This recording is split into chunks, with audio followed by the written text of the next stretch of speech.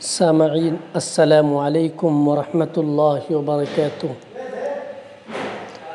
دارالعلوم دیوبند میں دورہ حدیث اور تکمیلات وغیرہ سے جو طلباء فارغ ہو چکے ہیں ان کے لیے دارالعلوم دیوبند نے جاری کیا اہم اعلان۔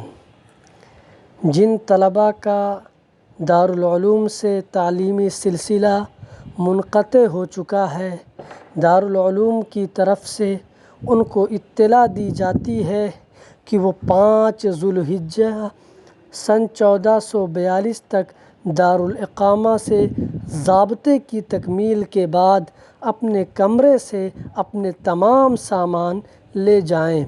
متعینہ تاریخ تک نہ آنے کی صورت میں دارالاقامہ الماریوں کو خالی کرنے پر مجبور ہوگا۔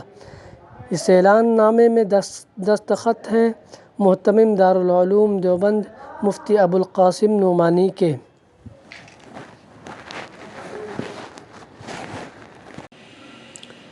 سامعین السلام علیکم ورحمۃ اللہ وبرکاتہ۔